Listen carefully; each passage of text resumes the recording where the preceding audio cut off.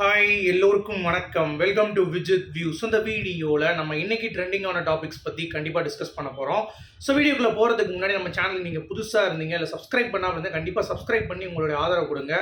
Video மறக்காமல் ஒரு like கொடுத்துக்கோங்க. அது மட்டும் இல்லாமல் ஹைப்னு ஒரு பட்டன் இருக்கும், அதையும் கிளிக் பண்ணிங்கன்னா நிறைய பேருக்கு இது வந்து போய் சேரும் அப்படின்றதுனால இதை கேட்குறேன், கண்டிப்பாக பண்ணிடுங்க. இப்போ நம்ம வீடியோக்குள்ளே போகலாம். ஸோ இன்றைக்கி ட்ரெண்டிங் அப்படிங்கிறப்ப விளாத்திக்குளம் மாணவி இறப்பில் ஒரு திடுக்கிடும் ஒரு தகவல் வந்து வெளிவந்திருக்கு.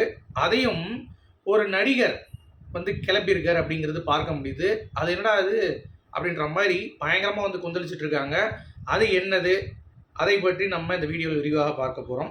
சாத்தான்குளத்தில் இந்த கேஸோடைய ஹியரிங் வந்து பார்த்திங்கன்னா, அதாவது ஃபைனல் தண்டனை வந்து கொடுக்கப்படும் நாள் வந்து இந்த வாரம், அப்போ திங்கக்கிழமை, வர்ற திங்கக்கிழமை 30ஆம் தேதி. ஓகே, அதற்கு என்னென்னலாம் வந்து மிரட்டி, நீதிபதியை மிரட்டி, அப்புறம் வந்து கொஞ்சம் காசு வாங்குறீங்களான்ற மாதிரி கேட்டு நிறைய பேரம் வந்து பேசப்பட்டிருக்கு. ஸோ தண்டனை மாற்றப்படுமா இல்லை தண்டனை குறைக்கப்படுமா அப்படின்ற மாதிரியான தகவல்கள் வெளிவந்திருக்கு. அதை பற்றியும் நம்ம பேச போகிறோம். அடுத்து புளியங்குடியில் ஒரு சிறுமியை, 4 வயசு சிறுமியை ஒருத்தன் வந்து காரில் அடிச்சு தூக்கினா பார்த்தீங்களா, அது வந்து அவங்க வந்து நண்பன், நிர்வாகியோட நண்பன் அப்படின்ற மாதிரி வந்து கேஸ் ஃபைல் பண்ணி 2 பேர் அரெஸ்ட் பண்ணியிருந்தாங்க. ஆனால் நிர்வாகி தான் அப்படின்ற மாதிரி பொதுமக்கள் அப்புறம் அவங்க குடும்பத்தினர் சந்தேகப்படுறாங்க அப்படின்ற கண்ணோட்டத்தில் சிசிடிவி எங்கே அப்படின்ற மாதிரி பார்க்கும் பொழுது அவன் தென்காசியில் இருந்தான்ற மாதிரிலாம் தகவல் வந்துச்சுல, அதில் ஒரு திடுக்கிடும் தகவல் வந்திருக்கு இன்றைக்கி. அதை பற்றியும் நம்ம வந்து பேச போகிறோம். ஸோ டோட்டலாக இவ்வளோ டாபிக் பேச வேண்டியிருக்கு. அது மட்டும் இல்லாமல் விஜய் அவர்கள் அரசியலில் இன்னைக்கு மிகப்பெரிய ஒரு விஷயம் வந்து பண்ணியிருக்காரு அப்படிங்கிறது பார்க்க முடியுது. முதல் முறையாக மக்களுக்காக அவர் வந்து நின்றுருக்கார் அப்படிங்கிறத நான் சொல்லுவேன். ஸோ இவ்வளோ விஷயம் டிஸ்கஸ் பண்ண போகிறோம், ஓகேங்களா. ஸோ ஃபஸ்ட்டு வந்து பார்த்திங்கன்னா விளாத்திக்குளம் மாணவி இறப்பில் வந்து நாட்டை வந்து குலுக்கி ஒரு பக்கம் வந்து பார்த்திங்கன்னா பதற ஆரம்பிச்சிட்டாங்க. பெண் பிள்ளைங்களை வச்சுட்டு இருக்கவங்க, எங்கள் வீட்டு ஃப்ளாட் கீழே இருக்கிறவங்களாம் வந்து பார்த்திங்கன்னா இப்போது சின்ன பசங்களாம் வெளியே விளையாண்டுருப்பாங்க. இப்போ அதெல்லாம் விளையாட விடுறதே இல்லை. ஏன்னா எவன் எந்த ரூபத்தில் வந்து இது பண்ணுறானே தெரில. ஃப்ளாட்டுங்கிறப்ப 30 வீடு இருக்குது எங்கள் இதில். யார் அவங்க குழந்தை என்ன பண்ணுவாங்கன்னு தெரியாது. அதனால் வெளியே சுதந்திரமாக விளையாண்டுருந்த குழந்தைகள் எல்லாமே வந்து பார்த்திங்கன்னா இப்போ வீட்டில் அடைஞ்சு கிடக்காங்க. எங்கள் வீட்டு கீழே நடக்கிற விஷயங்கள் நான் சொல்கிறேன். அந்த மாதிரி ஒரு பீதி வந்து ஏற்படுத்தியிருக்கு அப்படிங்கிறது ஒரு பக்கம்.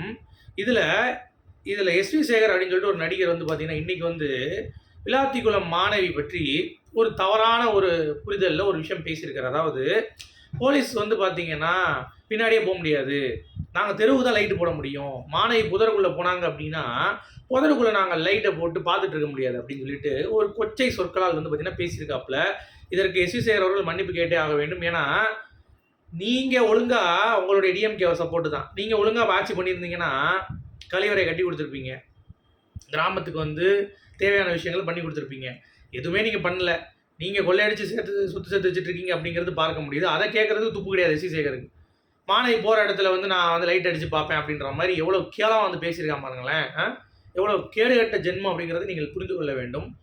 அவங்க அந்த டைமில் நான் ஏற்கனவே ஒரு வீடியோ போட்டிருந்தேன், அவருக்கு அவங்களுக்கு அந்த மாணவியும் அவங்க தோழியும் அந்த கொடூரனை அவங்க மட்டும் கிடையாது, அந்த ஊரில் இருக்கிறவங்களும் பார்த்துருக்காங்களாம். அதுதான் அங்கே வந்து ஹைலைட்டே. அப்படி இருந்தும் ஒருத்தன் வந்து பார்க்குறான் அப்படின்ற மாதிரி யாருமே வந்து சொல்லலை. கேட்டிருக்காங்க என்ன பிரச்சனை, ஒரு இடத்துல வந்து சம்பவம் நடந்திருக்கு, கேட்டிருக்காங்க என்ன பிரச்சனைன்ட்டு, அப்பயும் மறைச்சிருக்காங்க, அந்த இடத்துல மொத்தம் மறைச்சிருக்காங்க. அப்படிங்கிறப்ப என்ன பண்ண முடியும், அவங்களுடைய நிலைமை நேரம் அப்படி இருந்திருக்கு அப்படிங்கிறது தான். அதை இவன் வந்து பார்த்திங்கன்னா எஸ்வி சேகர் வந்து அசால்ட்டாக அவங்க எப்படி இது பண்ண முடியும். காவல்துறை ஒரு ஆள் தான் இருக்காங்க, 1500 பேர் காவல்துறை, எல்லாத்தையும் பார்த்துட்டு இருக்க முடியாது.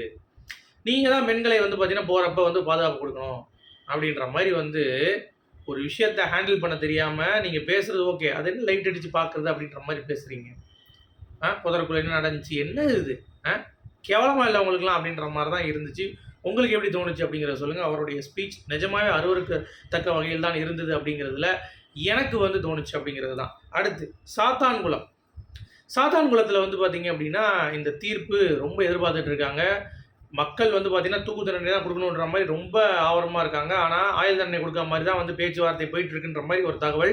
பட் அதையும் கொஞ்சம் பேரம் பேசி ஒரு 10 வருஷமோ 15 வருஷமோ வாங்க முடியுமா அப்படின்ற மாதிரியான பேரம் வந்து பேசப்பட்டிருக்கு.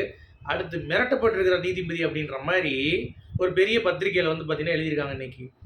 இதெல்லாம் பார்க்கும் பொழுது காசு இருந்தால் என்னாலும் பண்ணலாம், அதுவும் போலீஸுங்கிறப்ப அவங்க என்னாலும் பண்ணலாம். நாளைக்கு நீதிபதியை கூட டேய் நீ என்னை மட்டும் உள்ளே அனுப்பிச்சுப்பாரு, என்னுடைய ஆட்கள்லாம் உன்னை கை வச்சு முடிச்சுடுவாங்க அப்படின்ற மாதிரி கூட மிரட்டலாம்.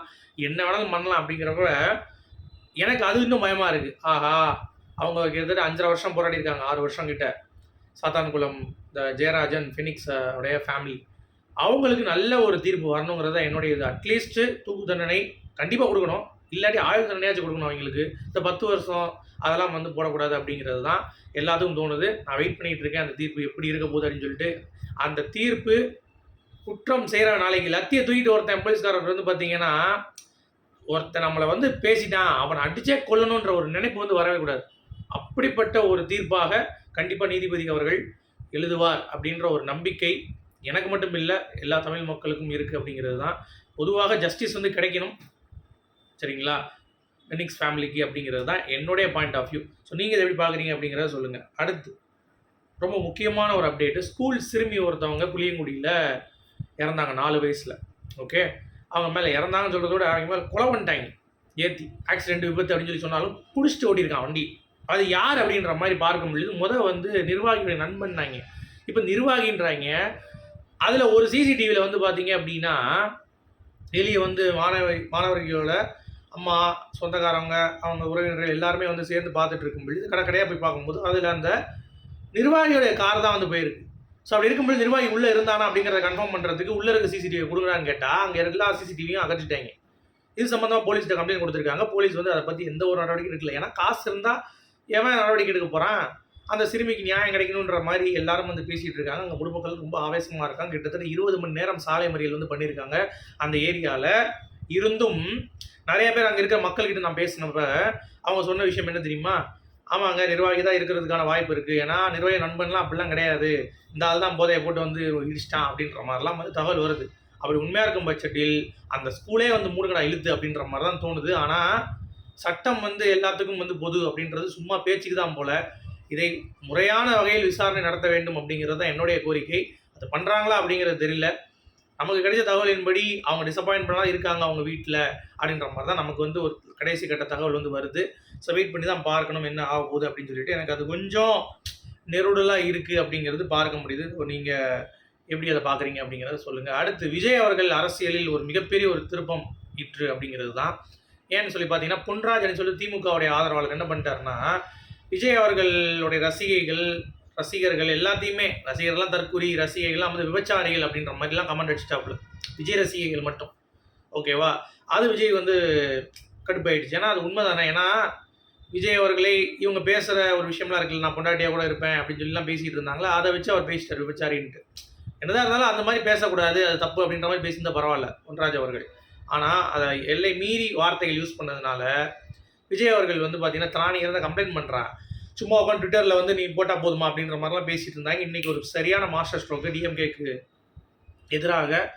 கண்டிப்பாக டிஎம்கே தோல்வி உறுதி, எங்களுடைய பெண்கள் எல்லாத்தையும் நீங்கள் வந்து இப்படி பேசியிருக்கீங்கல்ல, உங்களுக்கு ஓட்டே போட மாட்டேன் அப்படின்ற மாதிரி காலைல கோச்சிக்கிட்டவர், பயங்கரமான ட்வீட் போட்டவர், அப்படியே இறங்கி போய் மவனை வாங்கடா அப்படின்ற மாதிரி போய் கம்ப்ளைண்ட்டை இன்றைக்கி ரெஜிஸ்டர் பண்ணி நைட்டு செங்கோட்டையன் அவர் வந்து போயிருக்காங்க. அவர் போய் கம்ப்ளைண்ட் ரெஜிஸ்டர் பண்ணி செங்கோட்டையன் வந்து பேட்டி கொடுத்துருந்தார். இந்த மாதிரி எங்களுக்கு ரொம்ப வந்து இது வந்து ஒரு மாதிரி ஒரு ஃபீல் ஆகிடுச்சு கண்டிப்பாக. ஏன்னா பெண்களை பற்றி பேசும் பொழுது ஒரு மரியாதை நிமித்தமாக பேச வேணும். அது திமுக எப்பயுமே கிடையாது.